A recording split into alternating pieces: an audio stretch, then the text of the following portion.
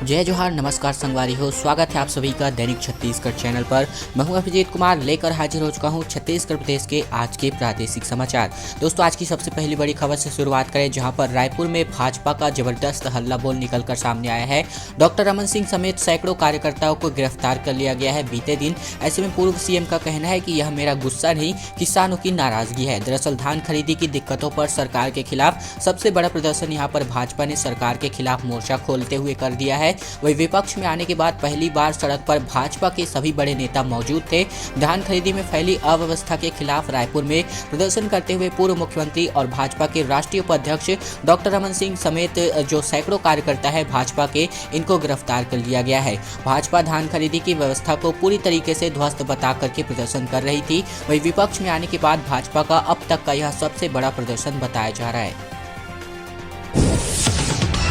छत्तीसगढ़ वासियों को एक नई सुविधा मिलने वाली है। दरअसल छत्तीसगढ़ का agri business incubation centre Subhash Chandra Bose के नाम पर होने वाला है। वही कृषि से जुड़े स्टार्टअप को सरकार यहां पर मदद देने वाली है। रायपुर के इंदिरा गांधी कृषि विश्वविद्यालय और राज्य योजना आयोग ने यह इंक्यूबेशन सेंटर शुरू किया है। मुख्यमंत्री भूपेश बघेल का कहना है कि उत्पादक युवा नया छत्तीसगढ़ यानी कि नवा छत्तीसगढ़ गढ़ने में अपनी अहम भूमिका निभाने वाला है। दरअसल छत्तीसगढ़ में कृषि से जुड़ा नया स्टार्टअप करने वालों को सरकार विशेष मदद पहुंचाने वाली है। शनिवार को सरकार ने नेताजी सुभाष चंद्र बोस की जयंती के मौके पर एग्री बिजनेस इंक्यूबेशन सेंटर की शुरुआत कर दी है। सीएम भूपेश बघेल का कहना है कि नेताजी के जन्मदिन पर ही नाम रखने का ऐलान किया गया है। वहीं मुख्यमंत्री निवास कार्यालय में ऑनलाइन कार्यक्रम के दौरान 30 करोड़ रुपए की लागत से बन रहे बायोटेक इंक्यूबेशन सेंटर भवन का शिलान्यास किया गया है। अच्छी खबर निकल कर आ रही है, जहां पर महिलाओं, गरीबों और मध्यम वर्गीय लोगों को जमीन जायदाद के पंजीयन में रियायतें मिल चुकी है। दरअसल छत्तीसगढ़ शासन ने महिलाओं, गरीबों और मध्यम वर्ग के लोगों को जमीन जायदाद की रजिस्ट्री कराने में कई सारी रियायतें दे दी है। राज्य शासन के पंजीयन एवं मुद्रांक विभाग ने जमीन के छोटे भूखंड के स्वामियों को पंजीयन कराने में सुविधा देने 5 डिसमिल तक के भूखंडों का रजिस्ट्री एवं क्रय विक्रय यानी कि खरीदी बेचने पर भी रोक लगी को हटा दिया गया है। बाजार मूल्य की गाइडलाइन दरों में 30% तक की कमी कर दी गई है। आवासीय भवनों की खरीदारी पर यह पंजीयन शुल्क में रियायत दे दी गई है। दोस्तों, महिला सशक्तिकरण के उद्देश्य से महिलाओं के पक्ष में संपत्ति का अंतरण होने की स्थिति में स्टाम्प शुल्क में 1% तक की रियायत दी जा रही है। वहीं इन रियायतों के साथ लोगों को काफी तादाद में दस्तावेजों की रजिस्ट्री कराते हुए नजर आ रहे हैं। अच्छी खबर निकल कर आ रही है, जहां पर देश में पहली बार भिलाई एवं कोरबा के बीच 5 इंजन व 300 बोगियों वाली गुड्स ट्रेन चलाई गई है। लंबाई की अगर बात करें तो लगभग 3.5 किलोमीटर लंबी यह जो गुड्स ट्रेन है, ये जहां पर चला दी गई है छत्तीसगढ़ के कोरबा और भिलाई के बीच। जी हां, आपको बता दें कि रायपुर रेल मंडल ने 300 बोगियों वाली गुड्स ट्रेन चला करके देश में एक नया कीर्तिमान रच दिया है। यह ट्रेन भिलाई मार्शलिंग यार्ड यानी कि BMY से कोरबा के लिए बीच यहां पर शुक्रवार को चलाई गई है। इसे वासुकी नाम दे दिया गया है। इसकी लंबाई करीब 3.5 किलोमीटर है और दावा है कि पहली बार इतनी लंबी ट्रेन कहीं पर चलाई गई है। इसमें 5 इंजन लगाए गए थे। वहीं भिलाई लोको शेड ने इसको तैयार किया है। इसे डिस्ट्रीब्यूटेड पावर वायरलेस के नियंत्रित किया जा रहा है। वहीं ट्रेन में लगभग 7 घंटे ने भिलाई से यहाँ पर कोरबा तक का सफर तय किया है। सरकार की एक कार्यवाही निकलकर सामने आ रही है, जिसके अंतर्गत प्रदूषण फैलाने वाले 25 उद्योग छापे के बाद सील कर दिए गए हैं। पर्यावरण मंडल से 42 लोगों को यानी कि 42 कारखानों को और भी नोटिस जारी कर दिया गया है। 24 में से 20 रोलिंग मिलों में सिस्टम सुधारा गया है। वहीं प्रदेश में छत्तीसगढ़ पर्यावरण मंडल ने 21 जनवरी तक प्रदूषण फैलाने वाले लगभग 25 उद्योगों को बंद करा दिया गया है। वहीं 42 उद्योगों को कारण बताओ नोटिस जारी कर दिया गया है। मंडल का दावा है कि 24 में से 20 रोलिंग मिलों में आवश्यक सुधार किया गया है। वही 4 रोलिंग मिल में अभी लगातार निगरानी की जा रही है। मंडल ने जिन उद्योगों को बंद किया है उनमें राइस मिल, रोलिंग एवं मिल एवं क्रशर और साथ ही साथ स्लैग क्रशर शामिल है। क्षेत्रीय कार्यालय ने रेस्पिरेबल डस्ट सैंपलर के जरिए national ambient air quality monitoring programme से हवा की गुणवत्ता की जाँच कर ली है। दोस्तों, वक्त हो चला है अगली बड़ी खबर को जानने का, लेकिन उससे पहले हमारी एक छोटी सी प्रार्थना है आप सभी से। अगर आपने इस चैनल को सब्सक्राइब नहीं किया है तो छत्तीसगढ़ प्रदेश की रोजाना खबरें पाने के लिए बस आपको इस चैनल को सब्सक्राइब कर लेना है। उसके बाद घंटी को दबा करके ऑल नोटिफिकेशन को भी सेलेक्ट कर लेना है। यह छोटा सा काम आप सभी को जरूर कर लेना है, ताकि आपको छत्तीसगढ़ प्रदेश की रोजाना खबरें सबसे पहले इसी चैनल पर देखने को मिलती रहे।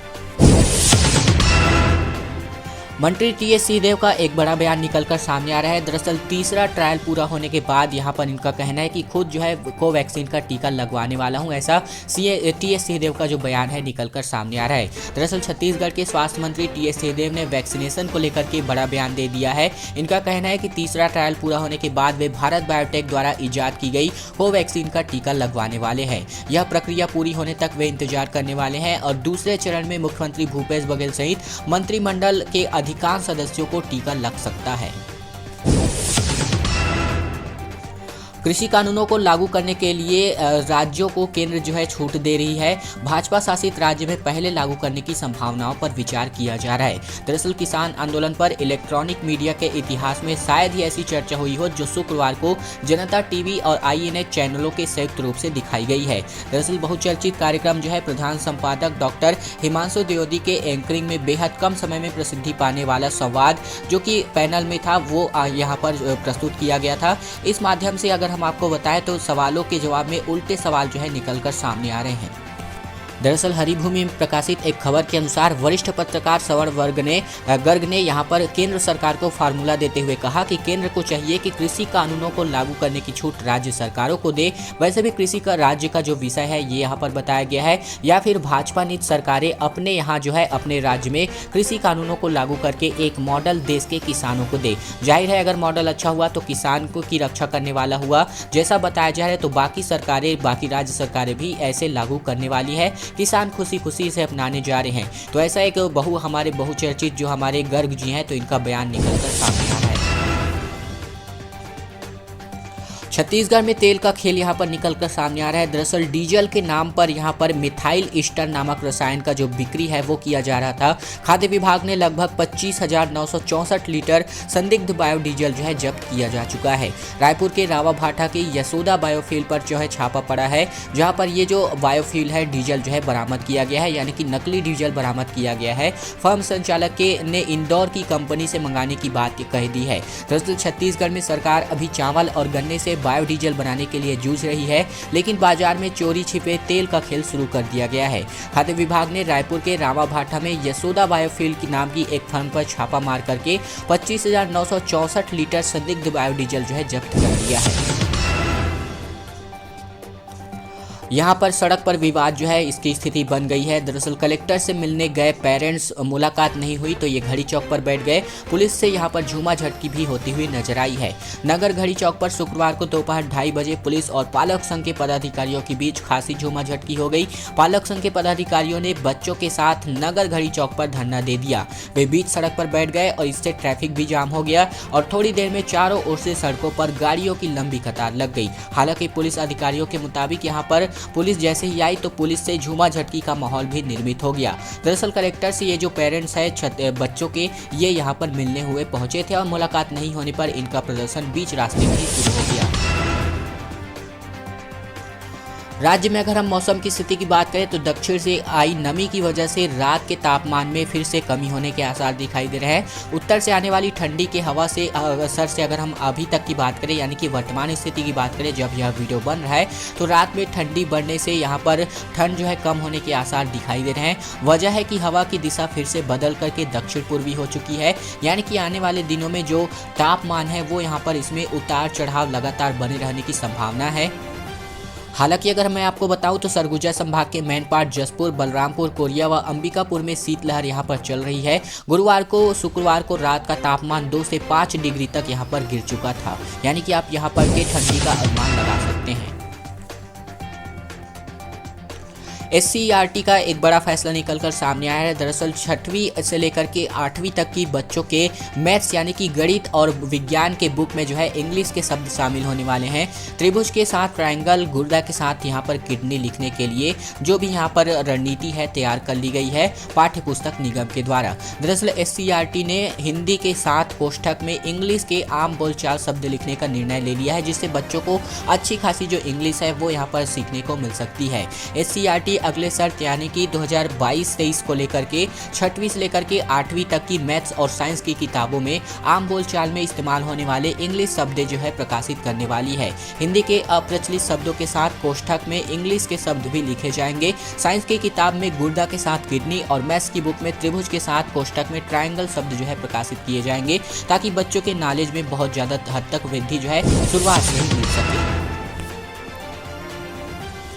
फिर एक बार कोर्ट में फीस का मुद्दा जो है उठा दिया गया है। दरअसल छत्तीसगढ़ के प्राइवेट स्कूलों ने कहा है कि राज्य सरकार के पास फीस निर्धारण करने का कोई भी अधिकार नहीं है। हाई कोर्ट ने इस पर जवाब नोटिस बाकायदा मांग दिया है। याचिका दायर करके छत्तीसगढ़ अशासकीय विद्यालय फीस विनियम अधिनियम 2020 को चुनौती दे दी गई है। कहा गया है कि राज्य शासन सिर्फ प्रवेश और एकेडमिक स्टैंडर्ड पर ही ध्यान दे सकता है। छत्तीसगढ़ के प्राइवेट स्कूलों में फीस का मुद्दा एक बार फिर से हाई कोर्ट में पहुंच गया है। इस बार प्राइवेट स्कूलों की ओर से कोर्ट में यह याचिका दायर कर दी गई है और दायर याचिका करके छत्तीसगढ़ अशासकीय विद्यालय फीस विनियम अधिनियम 2020 को चुनौती दे दी गई है। इसमें कहा गया है कि सरकार के पास फीस निर्धारण करने का कोई भी अधिकार नहीं है, वह सिर्फ प्रवेश और एकेडमिक स्टैंडर्ड पर ध्यान दे सकती है। मामले में हाई कोर्ट ने राज्य शासन को नोटिस जारी करके जवाब मांगा है।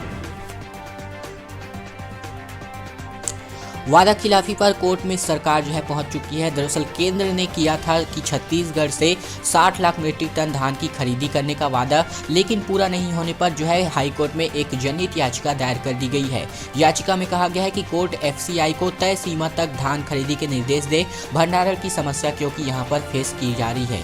याचिकाकर्ता को फीस जमा करने का समय देकर के मामले की सुनवाई कोर्ट ने आगे बढ़ाई है। दरअसल धान खरीदी को लेकर के केंद्र सरकार की वादा खिलाफी का मामला छत्तीसगढ़ के हाई कोर्ट पहुंच गया है। इसको लेकर के कोर्ट में एक जनहित याचिका दायर की गई है। इसमें कहा गया है कि केंद्र ने राज्य से 60 लाख मीट्रिक टन धान खरीदी का वादा किया था, पर यह पूरा नहीं कर पाई है। फिलहाल कोर्ट फीस जमा करने पर समय देकर के मामले की सुनवाई को आगे बढ़ा दिया गया है। वही पिछली सुनवाई में कोर्ट ने केंद्र और राज्य सरकार से जवाब तलब किया था। हालांकि अभी इस पर कोई भी यहाँ पर जो जवाब है फिलहाल नहीं निकल कर सामने आ रहा है। दोस्तों, छत्तीसगढ़ की आज की खबरों का सिलसिला यहीं तक का था। उम्मीद है आपको यह वीडियो पसंद आया होगा। वीडियो अगर आपको पसंद आया तो वीडियो को बस एक लाइक कर दीजिएगा, ताकि हमारा भी मोटिवेशन बढ़ता रहे और हम आपके लिए ऐसी खबरें प्रतिदिन लाते रहें। चैनल पर नए हैं तो चैनल को पहली बार आए हैं तो चैनल को सब्सक्राइब करके जाइएगा, ताकि आपको छत्तीसगढ़ प्रदेश की रोजाना खबरें सबसे